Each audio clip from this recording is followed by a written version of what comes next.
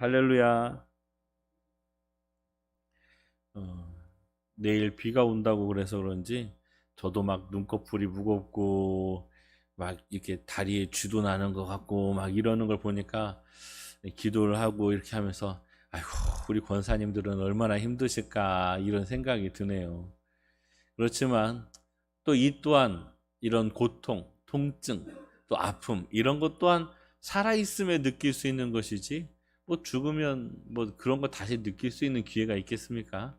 이 살아있음에 감사하고 또 오늘도 우리가 통증 때문에도 감사할 수 있는 그런 귀한 하루가 되기를 소망합니다. 사도 바울이 고린도 교회를 통하여서 계속적으로 이야기하는 거 이제 오늘 그 마지막을 향하여서 가고 있는데 바울 사도의 사도성에 대해서 이야기를 하고 있는 거예요. 내가 사도이다. 사도라는 것은 예수님께로부터 가르침을 받은 직계 제자들을 사도라고 이야기하는데 내가 사도된 사람이다라는 거예요. 그러니까 사도 바울은 예수님 앞에 직접 배웠나요? 그렇지 않지요. 12제자만 직접 배웠고 바울은 예수님을 만난 적이 없어요. 그럼에도 불구하고 사도 바울이 내가 사도다라고 이야기하는 것은 12사도처럼 직접 만난 적은 없지만 다메섹 석상에서 예수님을 직접 만나고 그 예수님을 알고 그 예수님을 통하여서 그들의 인생이 확실하게 변화되어져서 결국은 그 인생이 하나님 앞에 붙들림 바 되었다라는 것들을 강조하고 있는 것이죠. 그래서 내가 너희들에게 전하고 있는 이 말, 하나님의 말씀이 확실하고 이 말씀이 너희들에게 생명의 말씀이다라는 것들을 계속해서 이야기하고 있습니다. 그리고 이제 오늘 12장 11절 말씀부터 내가 어린 썩은 자가 되었으나 라고 이야기하고 있어요. 억지로 어리석은 자가 되었다라고 이야기하는 이 말 속에는 우리가 이제 그 앞절 말씀에도 계속해서 보았는데 사도 바울이 자기의 자랑을 하죠. 나는 유대인이다. 나는 어떤 지파의 사람이다. 또 나는 할례를 받았다. 막 이렇게 이야기하면서 자랑을 하고 또 어떤 사람을 아는데 그 사람이 삼층천에 갔다 왔다라고 이야기를 하면서 천국을 경험한 이야기들을 하는데 그러니까 사도 바울은 이렇게 자기의 자랑 아닌 자랑을 이렇게 한 것을 어쩌면 어리석은 것이다라고 이야기를 하고 있는 거죠. 그러니까 사도 바울에게 천국도 중요하고 뭐 다른 것들도 다 중요하지만 최고로 중요한 것이 무엇이냐라고 이야기할 때 예수 그리스도의 십자가다라고 이야기를 하고 있는 거예요. 그러니까 십자가 말고 다른 것은 사도 바울에게 중요한 것이 아니다라는 거죠. 그럼에도 그것을 어떻게 했어요? 자랑을 했어요. 고린도 교회에 자랑을 했어요. 그것이 곧 어리석은 것이다라고 이야기하고 있어요. 그러면서 이것들을 이제 시킨 것이 누구냐라고 이야기할 때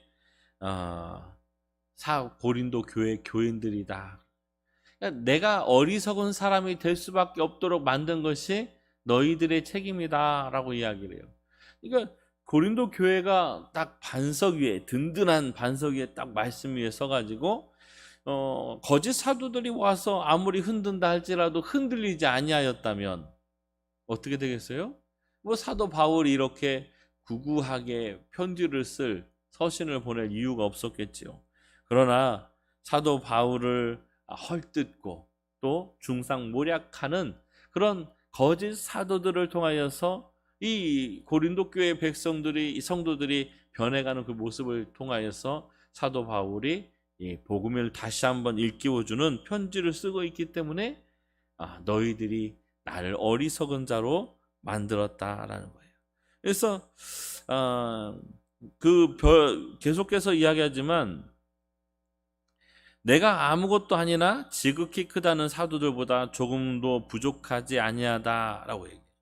나는 아무것도 아니다라는 거예요. 나는 아무것도 아니다. 그러나 가장 위대하다라는 사도들과 비교를 해도 절대 내가 뒤처지지 않는다라고 이야기하고 있어요.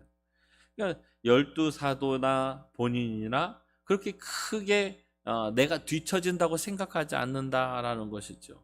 그래서 이 사도들에게 각자의 어떤 맡겨져 있는 분량이 있지만 사도 바울은 이방인의 사도로서 기적과 표적을 많이 나타내고, 이 사도 바울은 또 그가 갖고 있는 맡고 있는 그 책임들을 온전히 다 감당하고 있다라는 거죠. 그러니까 결국은 이 사도 바울이 고린도 교회를 통하여서 그들에게 전한 그 복음들 때문에 사도 바울이 억울한 소리를 들을 이유가 하나도 없다라는 거죠. 그러니까 저희가 믿음 생활을 할 때도 그래요. 참 저희들이 믿음의 생활을 할 때에도 간혹 이렇게 좀 불합리한 이야기도 듣고 억울한 이야기도 듣고 이렇게 들을 때가 있어요.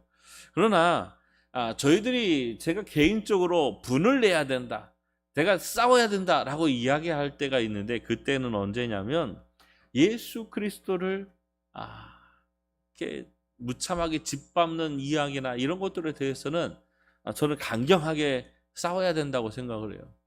야, 너 하나님이 어디 있냐? 라고 이야기하는데, 야, 그 말이 또 일리가 있다, 이렇게 대응을 하면 안 되잖아요. 야, 너 하나님이 어디 있어? 그렇게 이야기하면 내가 아는 하나님에 대해서 내가 강하게 이야기를 해야 되죠.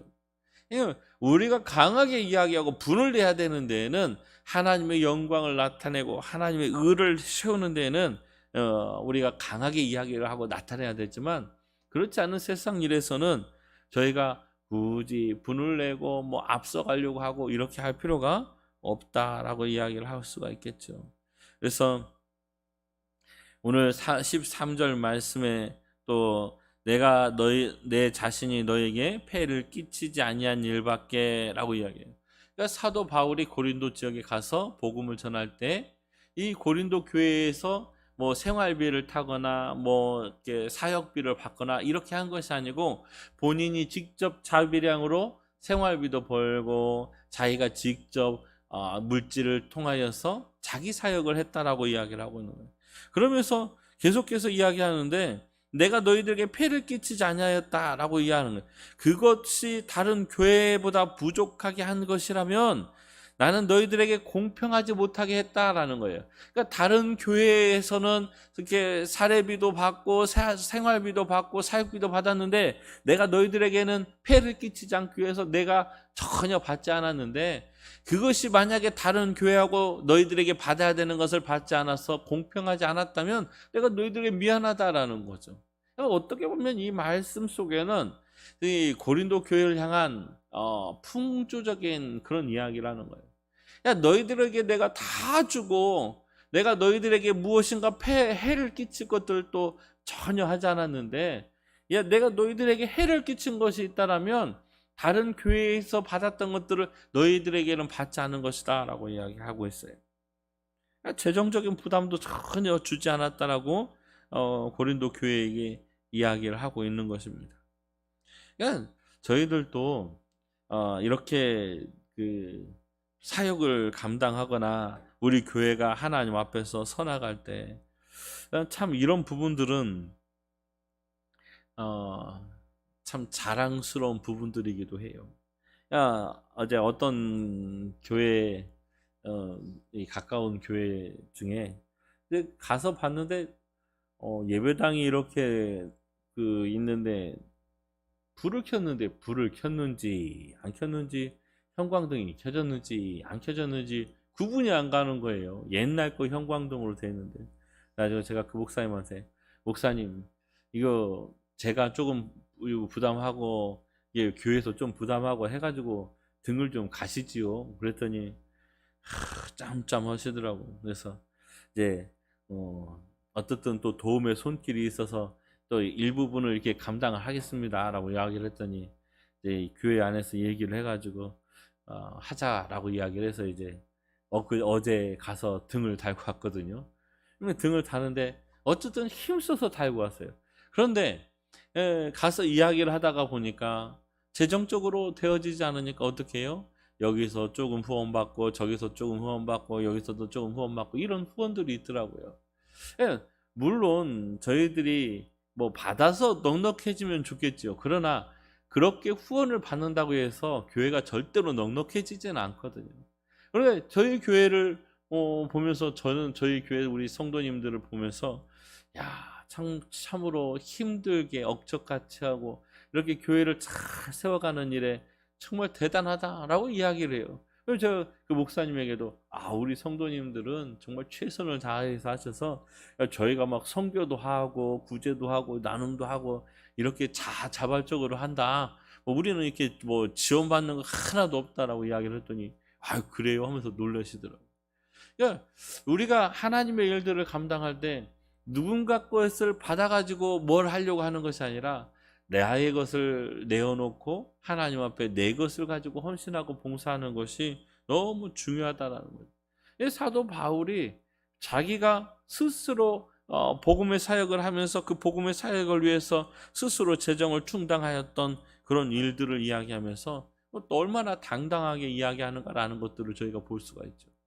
저희가 하나님 앞에서도 감당해야 될 일들, 사명들이 있는데 그 사명들을 감당할 때 참으로 우리가 힘써서 정말 저희 권사님들 보면 어쩔 때는 안쓰럽고 애처롭고 막 그래요. 그냥 일하고 오시면은 어떻게 그냥 허리도 어떻게 못하고 다리도 어떻게 못하고 막 어깨도 어떻게 못하고 이런 모습들을 보면 정말 이렇게 뭐 제가 할 수 있는 것이 없어서 기도밖에 없지만 그런 모습들을 통해서 또 하나님 앞에 열심히 하는 모습들을 보면 하나님께서 기뻐하시겠다 이런 생각들을 하기도 합니다. 그래서 저희들을 사도 바울처럼 참으로 하나님 앞에서 정직하게 다른 것들이 아니라 하나님께서 주시는 것들로 하나님의 사역들을 잘 감당할 수 있는 저희들이 되었으면 너무나도 좋겠습니다. 여기까지 13절까지 이제 사도성에 대해서 마무리하고 14절부터는 이제 다시 한번 세 번째로 고린도 교회 방문할 계획을 가지고 있다라고 이야기를 하고 있어요. 그래서 사도 바울이 고린도 교회에 가려고 하는 것, 그것은 너희들에게 어떠한 물질적인 것들 너 원해서 가는 게 아니다라는. 그러니까 이 말씀을 통해서 저희가 이제 말씀에 기록이 되어 있지 않아서 저희들이 잘 이렇게 유추를 할 뿐입니다. 그러니까 혹시 이러지 않았을까라고 유추를 하는데 아마 거짓 사도들이 고린도 교회에 들어가서 이 사도 바울이 너희들을 이용해서 너희들의 금전적인 도움을 받고 너희들의 금전을 갈취하려고 그러는 거야. 그 사도 바울이 얼마나 거짓말쟁이고 사도 바울이 사도도 아닌데 사도인 것처럼 해가지고 너희들 가운데 와가지고 얼마나 이렇게 어지럽혔냐. 자꾸 이렇게 고린도 교회를 좀 쑥석거린 것 같아요. 그러니까 그런 이야기가 사도 바울에게 들리니까 사도 바울이 그렇게 이야기하는 것 같아요. 나는 너희들의 돈, 너희들이 가지고 있는 물질을 바라는 게 아니다. 사도 바울이 무엇을 원하는데요? 너희들을 원한다라고 해요. 너희들을. 그러니까 저희가 참 하나님 앞에서도 이 사도 바울의 이 마음이 하나님의 마음이 아닐까라는 거예요. 저희들은 하나님 앞에 나와서 뭐 예배를 잘 드려야 하나님께서 좋아하시는 것처럼 하나님 앞에 헌금을 드려야 하나님께서 좋아하는 것처럼 이렇게 자칫 잘못하면 이렇게 오해를 할 수 있는 소지가 있어요. 그러나 하나님께서는 저희들이 무엇을 해서 저희들을 기뻐하시고 저희들을 구원하시는 것이 아니라 그냥 하나님은 저희 한 사람 한 사람 그 한 사람 한 사람 한 영혼 한 영혼을 그저 좋아하시고 예뻐하시고 기뻐하시고 사랑하시고 좋아하시는 거예요. 그러니까 오늘 이 자리에 앉아서 예배드리고 있는 저희들 한 사람 한 사람을 하나님께서 그냥 사랑하신다는 거예요. 왜요? 나는 나니까. 우리는 우리니까. 권사님은 권사님이니까 하나님께서 그냥 사랑하신다는 거예요. 우리 이 장로가 참 헌금을 많이 하지. 내가 이 장로를 좀 이뻐해야 되겠어. 하나님께서 그런 하나님이 아니시라는 거예요.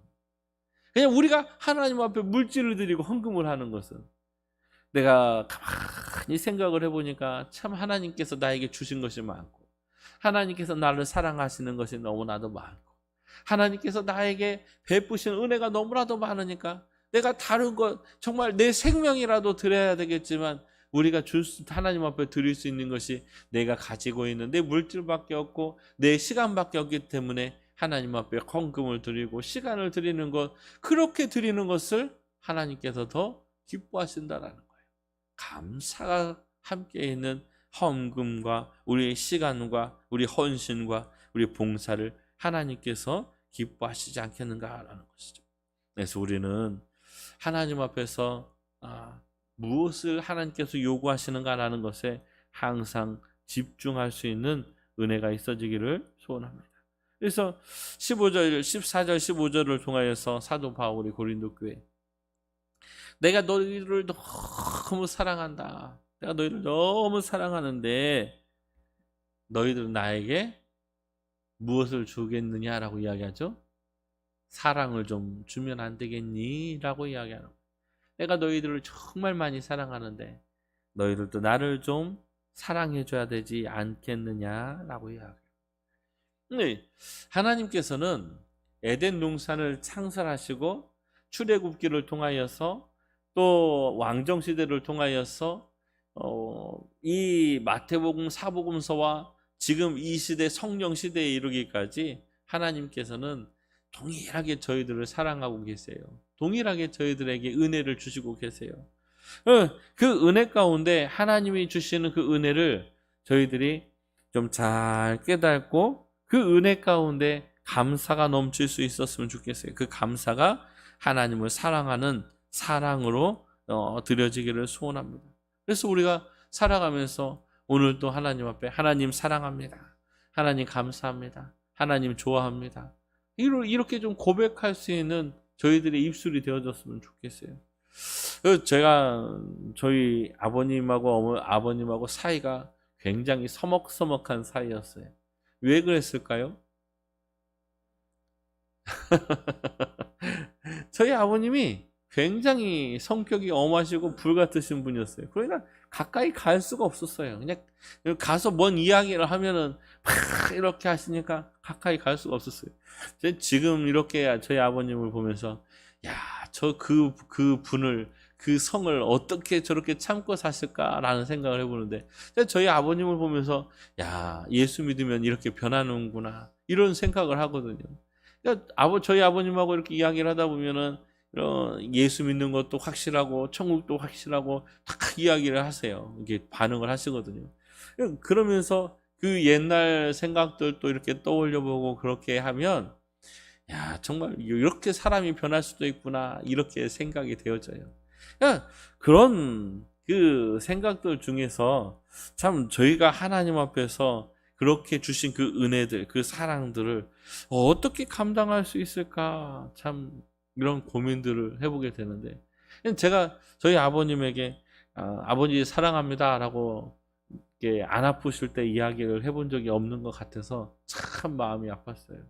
그래서 나중에 아프시고 난 다음에 이제 정신이 드시고 이렇게 할 때 몇 번 사랑한다고 했지만 참 이렇게 사랑한다고 계속적으로 고백해보지 않은 그 우리의 입술은 정말 그런 고백들이 힘들거든요. 그러니까 저희가 하나님 앞에서 우리 권사님들이나 우리 성도님들이나 늘 사랑한다고 좀 이렇게 고백할 수 있는 입술이 되어지기를 소망합니다. 그래서 하나님이 주시는 그 사랑, 그 은혜가 우리도 하나님 앞에 답함으로 무엇을 드리는 것이 아니라 하나님을 사랑할 수 있는 사랑으로 보답할 수 있는 저희들이 되기를 소망합니다.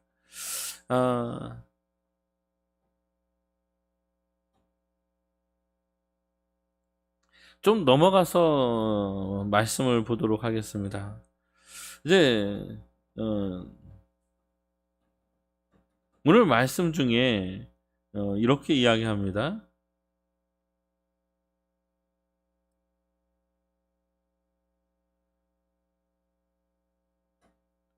19절 말씀을 같이 한번 읽어볼까요? 19절 시작. 아직까지도 여러분은 죄송합니다. 19절 다시 읽겠습니다. 시작. 너희는 이때까지 우리가 자기 변명을 하는 줄로 생각하는구나. 우리는 그리스도 안에서 하나님 앞에 말하노라. 사랑하는 자들아, 이 모든 것은 너희의 덕을 세우기 위함이니라. 사도 바울이 고린도 교회를 향하여서 계속적으로 권면하고 계속적으로 이야기했죠. 그 이야기하는 것들, 그 이야기가 누구 앞에서 하는 거라고 이야기를 하고 있죠? 하나님 앞에서 하는 것입니다 라고 이야기하는 거예요. 하나님 앞에서 이 고린도 교회에게 이야기를 하고 있는데, 그런데 이 편지를 쓰는 이유, 이 서신을 보낸 이유가 무엇인가라고 이야기할 때 무엇이라고 이야기하고 있나요? 너희들의 덕을 세우기 위해서이다 라고 해요. 이 덕이라는 단어가 덕 하면은 뭐 이렇게 조금 착한 행실을 세운다든가 뭐 이런 것들로 번역을 하고 오해를 하기 쉬운데, 이 덕이라는 것을, 덕을 세운다라고 이야기하는 것을 조금 다른 의미가 포함이 되어 있는데, 그건 건축 이런 뜻도 포함이 되어 있고 세운다라는 뜻이 함께 포함이 되어 있는데, 결국 이 건축물을 세운다라고 이야기하는 이 말씀 속에, 이 뜻 속에 저희들이 조금 더 깊이 보면 교회를 세우기 위함이다 라고 이야기를 하고 있는 거예요. 교회를 세우기 위함이다. 그러니까 고린도 교회를 잘 세우기 위해서 사도 바울이 고린도 교회에 내 사랑, 하나님의 사랑, 내가 너희들에게 준 것, 내가 너희들에게 전한 것, 이런 것들을 다시 한번 서신을 써서 이야기하고 있다는 거죠. 그러니까 교회를 세우기 위해서 이렇게 하고 있다는 것을 이야기해요. 교회를 세우는 것은 죄악과의 싸움이다, 죄와의 싸움이다라고 이야기를 할 수 있습니다. 이 세상에 많은 교회들이 있어요. 이 세상에는 정말 전주에만 해도 헤아릴 수 없는 그런 교회들이 있지만, 그 교회들이 다 하나님께서 기뻐하는 교회다라고 이야기하기도 어렵고, 또 그 교회들이 다 하나님을 실망시키는 교회다라고 이야기할 수도 없습니다. 그러나 분명한 것은 어떤 교회는 하나님 앞에서 잘 세워지고 거룩하게 세워지는 교회도 있고, 어떤 교회들은 하나님께서 이렇게 세우시는 목적대로 서가지 않는 교회들도 분명하게 있을 것이다라는 거죠.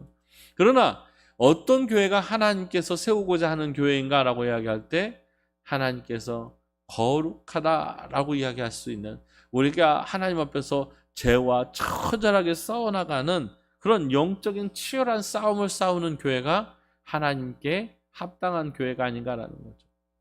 부흥한다라고 이야기할 때 보통은 부흥이라는 단어를 숫자적인 부흥을 이야기할 수도 있지만, 참된 부흥은 영적인 부흥이 참된 부흥입니다. 그래서 교회라고 이야기하는, 저희 원동교회라고 이야기하는 이 교회가 하나님 앞에서 한 영혼 한 영혼이 하나님의 자녀답게 세워져 가는 것, 그것이 곧 하나님의 교회가 하나님의 교회답게 세워져 가는 것이다라는 거죠. 우리에게 하나님께서 말씀을 주심도 우리 교회를 교회답게 세워나가기 위해서, 예수 안에서 교회답게 세워나가기 위해서 저희들에게 말씀을 주시는 줄로 믿으시길 바랍니다. 참으로 이런 마지막 때 치열한 영적인 전투 가운데 있는 이런 상황 속에서 말씀을 붙잡고 늘 교회를 세우고 가정을 세우고 나를 세워나가는 귀한 은혜가 있어지기를 예수님의 이름으로 축원합니다. 기도하겠습니다.